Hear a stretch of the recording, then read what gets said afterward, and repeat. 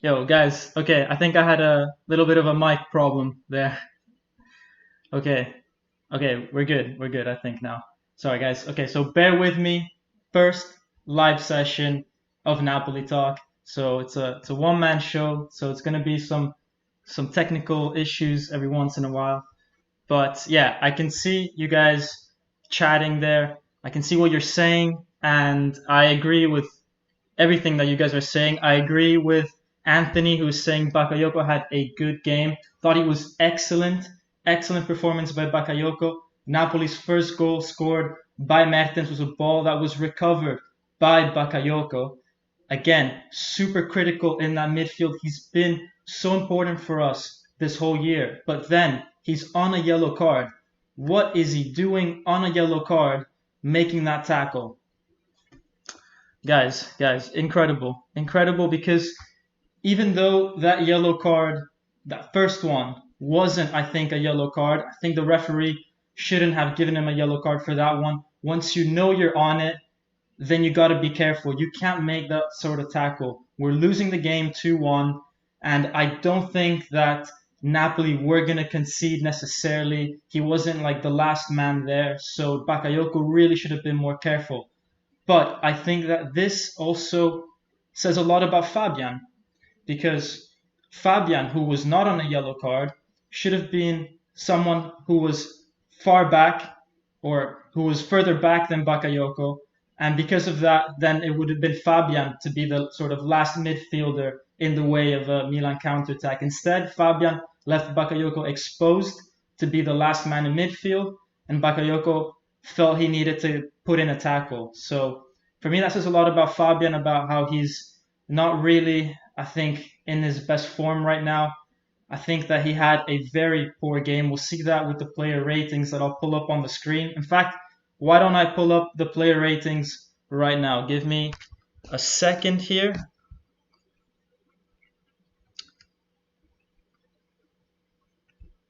There we go. You'll see the player ratings on the screen. So I have Politano as my best player.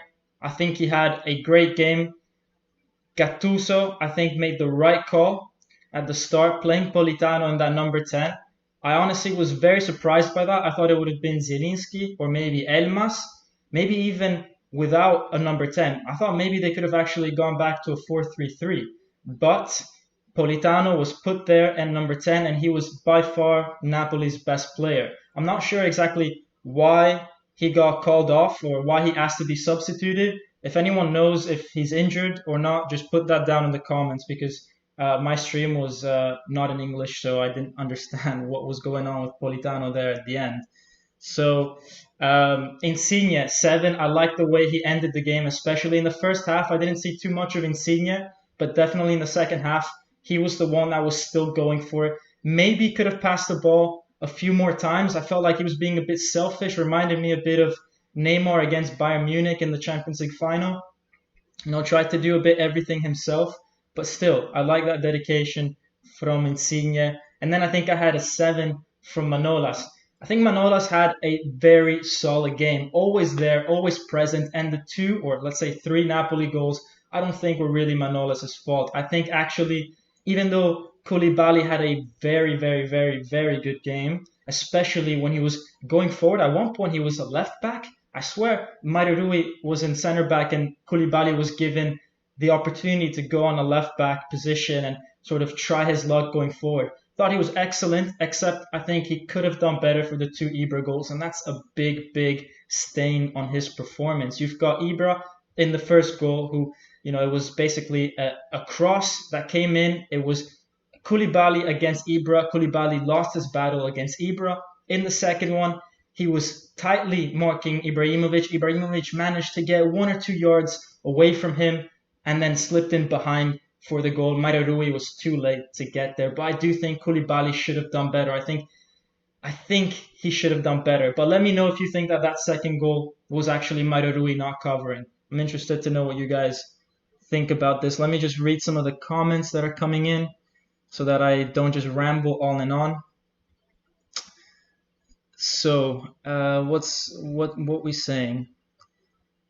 I don't think Poli was tired. I think he knew he was losing control and letting his temper get to him. That's a very interesting idea, Matt. So you're saying that Politano was self-aware that he was losing his cool and asked to be substituted. That would be the first time I see a player say or admit that he's losing his cool and ask to be subbed off. I'm not sure if that's a good thing or a bad thing. A good thing because you know that you're not a liability to the team, but a bad thing because really, if you're the best player on the field at that point, you want to be controlling your emotions, getting back to concentrating on your football.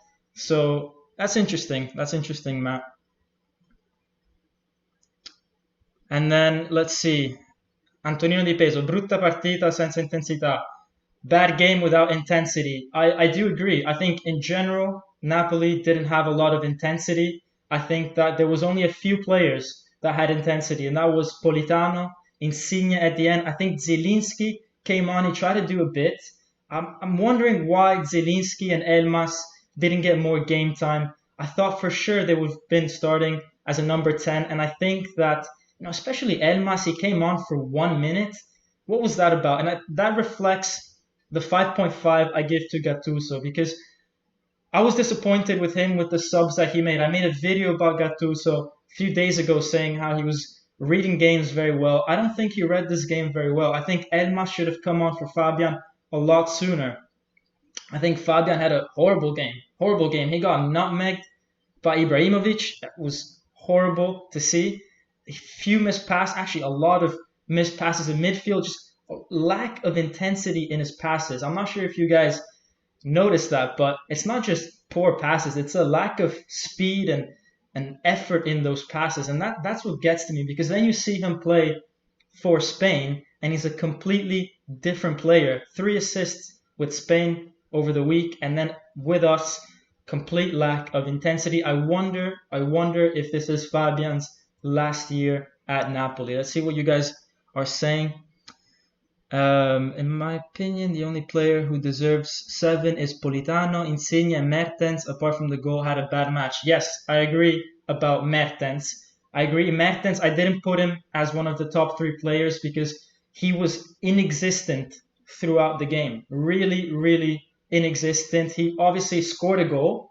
Didn't mean anything to us because not only did we lose the game, but 5 minutes later, Bakayoko was sent off and it killed us off. Inexistent. And I was really surprised by that because we all thought, let's be real, we all thought that Mertens was not scoring, or I wouldn't say let's not scoring because he actually did score, but let's say he wasn't playing well because that number 10 position didn't suit him. This time he went back as a central striker and again didn't play that well. So something's going on with Mertens, I think. Hard to say because I don't think it's position related. I don't think it's about who's playing next to him. Some people have said before that it could be because Insigne wasn't playing next to him when Insigne was out a few times. Insigne came back into the team and Mertens is still not playing that well. So that's actually quite disappointing. I hope Mertens sorts that out because we need Mertens. That's the simple reality of the fact. Even with Osimhen back in the team, we need Mertens behind him to perform. Unless, of course, Politano develops into our new number 10, or maybe we get Zielinski and Elmas. Let's see what else you guys are saying.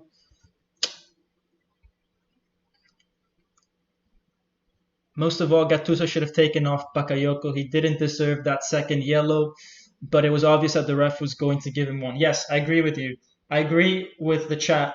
Gattuso, another reason for the 5.5 is the Bakayoko incident. I think that could have been avoided.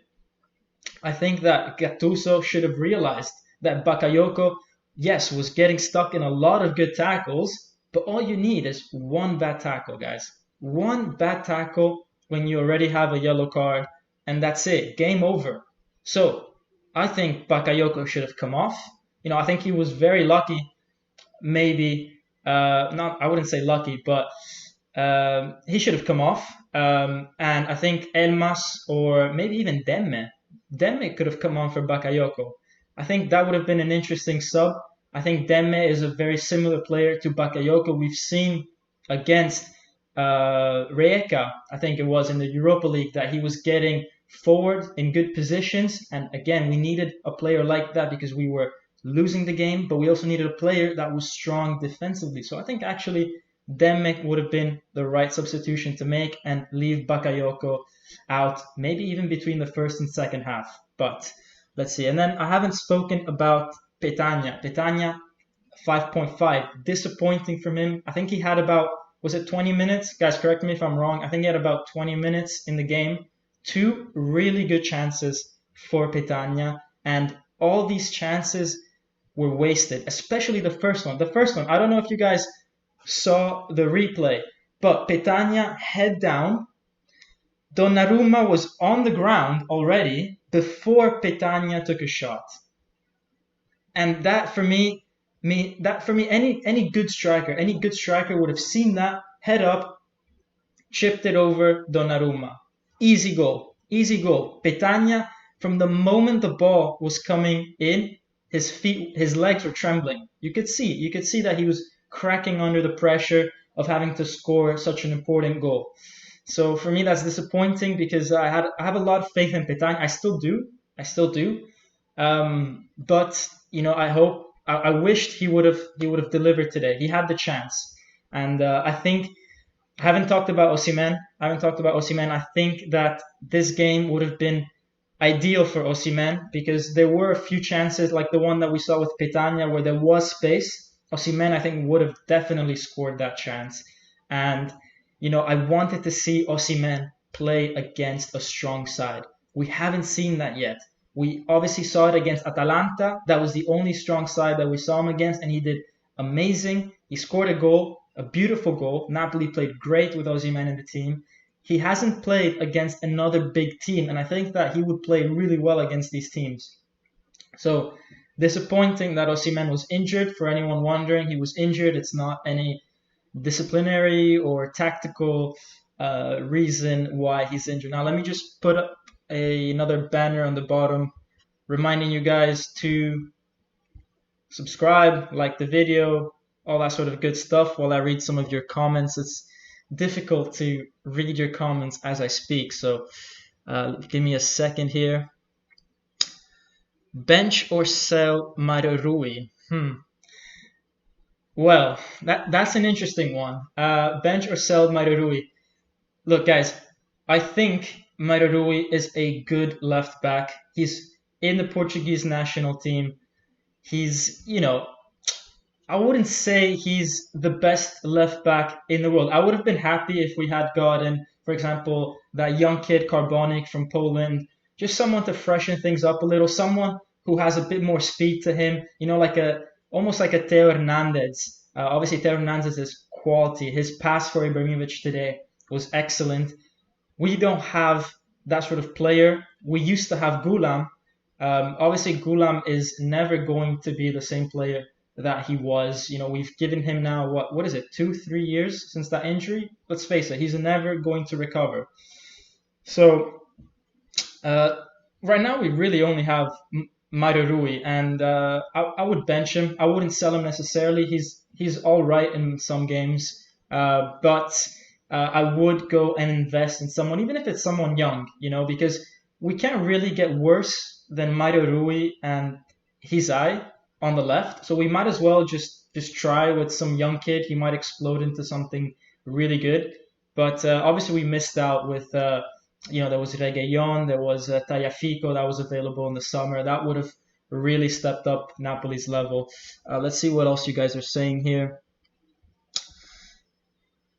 Yeah, Mario is good, but you can't fail 7-8 crosses like he did today. That's true.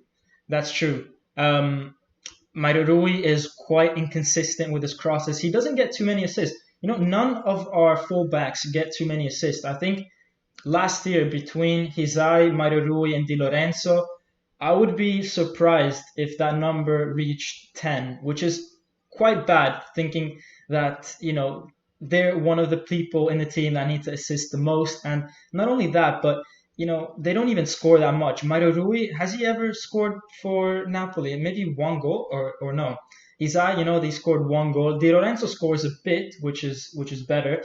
But yeah, we need these players to score a bit more. We need someone like Teo Hernandez. If we look at, but it's not just Teo. Like I say Teo Hernandez because he played today and he's obviously like the prime example. But guys, I'm talking even like players like D'Ambrosio, Ashley Young for Inter. They get assists. Now they've got Hakimi. They're gonna get assists. So guys, it's not like I'm not asking, or we're not asking for too much if we want left backs or right backs that get more assists, more goals. So yeah, I mean, I think I would bench Mario Rui, but I would try to go for something else in the transfer market. Let's see. Hopefully we get Emerson in January. That's true. That's true. Emerson and Insigne for Italy. I'm not sure how many of you saw the game for Italy, but Emerson and Insigne had a really good chemistry. They linked up extremely well. I think they complete each other. Emerson is also a much more physical player than both Mario Rui and Hizai. So yes, Emerson I think is definitely a player that not only should come to Napoli, but I really think that Napoli are working towards that. I think that Mario Rui knows that. I think Gulam knows that. I think Giuntoli is working towards that, and I'm sure Insigne would have told Emerson to link up with him in Napoli as well. Let's see. Now I'll just get rid of these banners because I think they might be a bit distracting. Let's get rid of those. All right. So, 40 viewers. Congrats, bro. Yeah, thank you for 40 viewers. Guys, this is not the biggest channel, but I appreciate every single one of you guys, and it's nice to talk to you guys. All right, let's look at Liverpool, Trent Alexander-Arnold, and Robertson. Exactly. I follow Liverpool a lot. I live in the UK, so I obviously follow the Premier League. I like Liverpool. That was actually my team growing up as well. My non-Italian team. So yeah, I follow Liverpool. I quite like them. And yeah, Trent Alexander-Arnold and Robertson, great examples. I think that kind of quality. I mean, I wish we get that kind of quality of players at Napoli, but I'd be happy for something that's just a little bit better than Mario Rui. Let's see. Mertens needs to rest. Yeah, Mertens, exactly. Mertens does need to rest. That is definitely maybe an issue. He went off to the national team. He didn't get a chance to rest. We've seen how fresh players like Politano today, who didn't go to the national team, were performing. I do hope that in the next game, Osimhen, maybe not the next game in the Europa League, but definitely against Roma, in the next game against Roma, he will be either on form again, or maybe we get Zielinski or Elmas to play in that number 10. But guys, now let's take a look at some of the match stats and exactly what happened in the game, because let's try to analyze this game. All right, so 20 shots for Napoli here. Let's just see, 15 for Milan, and 8 shots on target against 7. Possession 63 against 37. Guys, 63% possession. 63% possession for Napoli, guys. That is a lot, especially when you're at 10 men for 30 minutes. Napoli did have control of that game, and if we scroll down, passes 602 against 356. Guys, that is almost double the amount of passes as Milan. Passing accuracy very high, even though we had players like Di Lorenzo and Fabian messing up a lot of passes. But very good game in theory by Napoli, in possession of the ball, good passing accuracy. But I think one of the key things that stands out here is look at the amount of fouls. 16 for Milan, 8 for Napoli. And a lot of people think that fouls are something negative. You don't want fouls. Actually, guys, you do want a few fouls. You do want to be aggressive, because if you're committing 16 fouls and only getting booked 4 times, that means that the other 12 fouls were very well taken. What is stupid instead is getting 1 red card with 8 fouls. But that's a different topic. I think Milan were aggressive. Kessie in the middle was excellent. Teo Hernandez, we talk about him going forward. Actually, actually Theo Hernandez defensively was very, very good in this game. I thought that Politano and Lozano could do a lot more, and I haven't even spoken about Lozano. That's another player that I think could have done better. I mean, if we just go to the lineups here, we had Lozano on the right hand side, Politano as the number 10, and that was very interesting by Napoli. In fact, sometimes Politano and Lozano would both be on the left hand side, or sorry, on the right hand side, and there was almost a chain between Lozano and Politano, and then Politano, as after he went past the middle of the field, when they got closer to the box, then Politano would center himself. But it was very often Lozano and Politano down on the right. Lozano, I think Gattuso did the right thing playing Lozano because I think he wanted to exploit the Theo Hernandez situation on Milan's left-hand side. Theo Hernandez likes to go forward. It would have left a lot of space for the speed of Lozano and Politano. But again, Theo Hernandez didn't leave too much space. And when he was in defense, he was very good. Defensively, lots of good tackles, very careful. And Lozano just wasn't linking up that well. Lozano had a really, really good chance when we were 1-0 down. He had the ball. He was towards the middle of the field, had to give it to Insigne. Insigne was through, but Lozano played it right behind Insigne. Very, very disappointing from Lozano, that pass. And, that was, I think, what was missing from Lozano, a little bit more accuracy in his game today, which was very, very disappointing. But now, guys, if we just look at our next few games, we have Napoli-Rijeka and then Napoli-Roma. Guys, two important games. Let's not forget that the Europa League is important. It could be our way into the Champions League in case things go wrong in the league, and we'll see why. We'll see the table later. And then we have obviously Roma. Great that we're playing at home. I would not have wanted to face Roma away from home, but we're still facing a very good team even though it's at home. Roma won 3-0 today, and that's going to be a very interesting game, a very tight game. I mean, if we look at the table, guys, we've got Milan here. Can't really tell, it's a bit cropped, the image, but anyways, we've got Milan, Sassuolo, Roma, Juventus, Inter, and then Napoli. Guys, we are sitting in 6th spot. It's disappointing. We could have been first after today, but we're 6th spot. So 14 points. Milan are running away with this almost. 20 points. Roma 17. Guys, if we do not win against Roma, a draw is not enough. If we do not win against Roma, then Napoli are in serious danger because Atalanta and Lazio could overtake us. And then we're languishing not only in 6th, but maybe in 7th or 8th place. So the game against Roma is so, so, so important, guys. Now let's go back. Let's go back to the stream. Let's see what you guys are saying. All right, see what you guys are saying.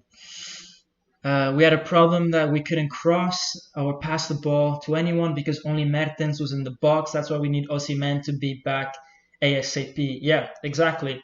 Mertens, unfortunately, he's not the tallest, most physical of players. He scored the one chance that Mertens can score in the box, which is sort of a scrappy ball, like the one that of the goal. I think it hit the defender, and then Mertens got the ball. He was obviously the quickest to react, being the most nimble of guys in there.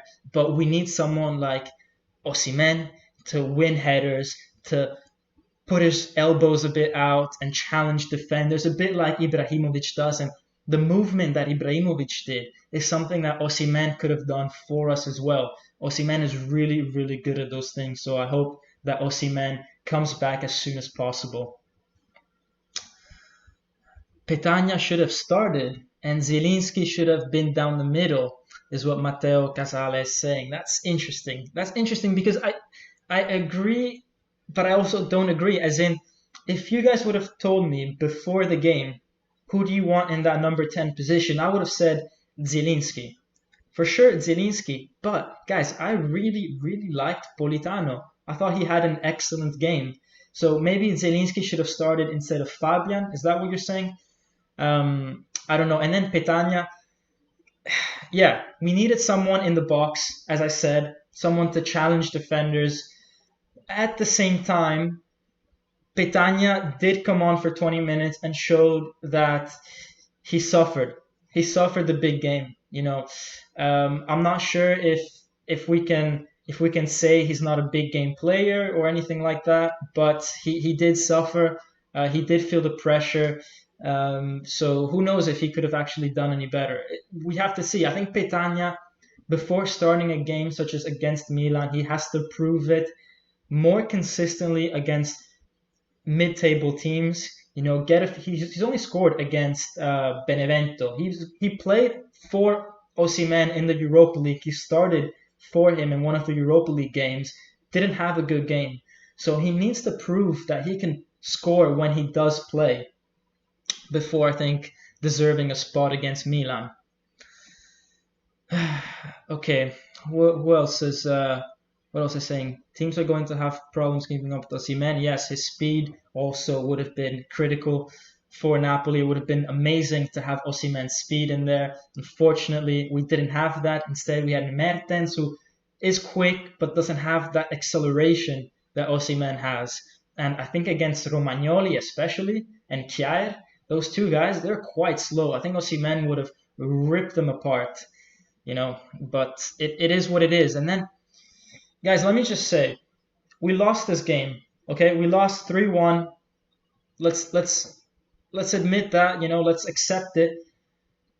But I don't think we were the worst team necessarily, guys. I think we lost because we had Ibrahimovic on the field for Milan. And for example, that first goal by Milan, only Ibrahimovic could have scored that. I seriously don't know any other striker in world football right now who could have scored that header, who could have beat Koulibaly, one of the top defenders in the world, score from basically the edge of the box, put that ball with speed into the bottom corner. Guys, only Ibrahimovic can do that.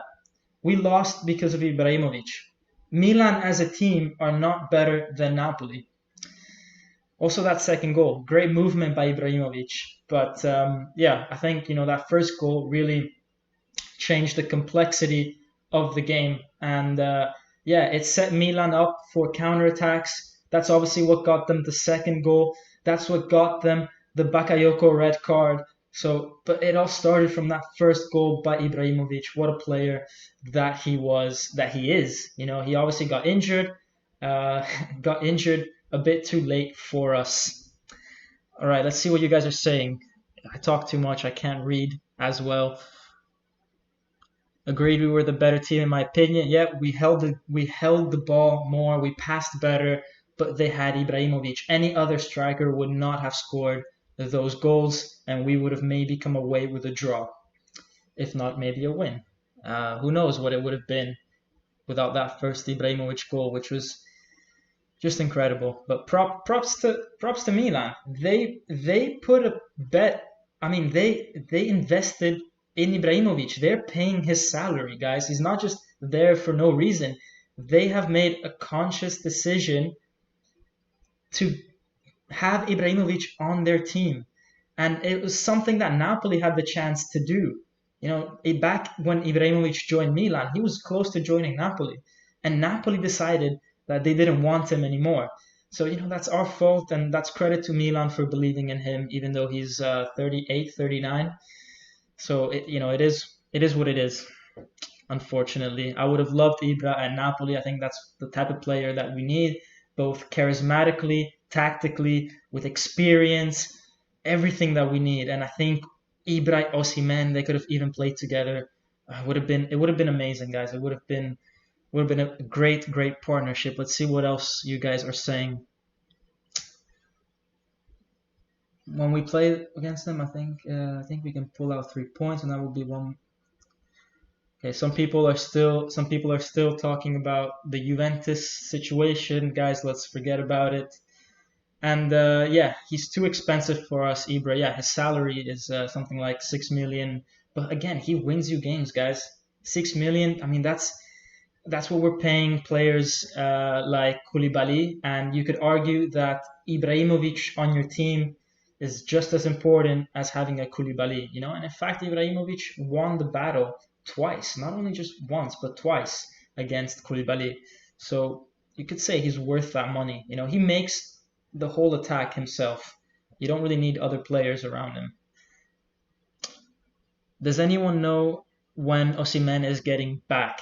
Guys, I think Osimhen might be back against Roma. I think he had a shoulder issue against Nigeria, maybe a shoulder pop, had to put it back in. Some were saying his wrist, but I don't think it was that bad. You know, definitely no surgery is required, so that means just maybe 1 or 2 weeks off. Hopefully, is back for Roma. We need him back for Roma. Does any, just got here. Has Di Lorenzo been insulted yet? Yeah, I've talked about Di Lorenzo a little bit. I could probably go a bit further into Di Lorenzo. Guys, Di Lorenzo had I would say, one of his usual games, unfortunately, in recent times. Like, Di Lorenzo this year, in fact, Di Lorenzo since Gattuso came, is not Di Lorenzo from when Ancelotti was with us. And that's disappointing, guys, because Di Lorenzo was our best player last season. Definitely was the guy that impressed us the most in the first 6 months last season. Then Gattuso came, struggled a bit. Then we kind of were easy on him. We're like, okay, well, he's still playing not too bad. He's not messing up too much. But now we're seeing him this year mess up quite a bit. He's bad passes. Doesn't get into the box as much, or and the chance that he had, guys, like, apart from how he plays, that whole chance that in the middle of the box when we hit the crossbar. By the way, yeah, we did hit a crossbar, for anyone wondering. Yeah, that's another crossbar. Let's add it to the list. I should have like a I should write ticks every time we hit a crossbar, and this wall is gonna just be black by the time the season ends, and we can just count them after every game. But yeah, Di Lorenzo hit a crossbar, and he should have done so much better there. I think he had the time, and even though it was a crowded box, he had the time to kick and to do a lot better than that. Yes, it was on his left foot, but Di Lorenzo, we know he's good with both feet. There's just no reason for him to miss that. At the same time, Milan had a similar situation few minutes earlier, actually, with Kjaer in the box, which he also skied it. He didn't hit the crossbar, but he skied it. So, yeah, Di Lorenzo needed to do better there. Let's see what else you guys are saying.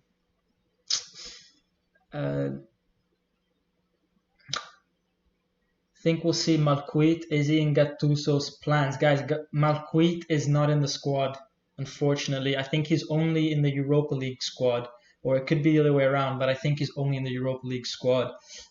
Just to answer that question, why was Lozano subbed off?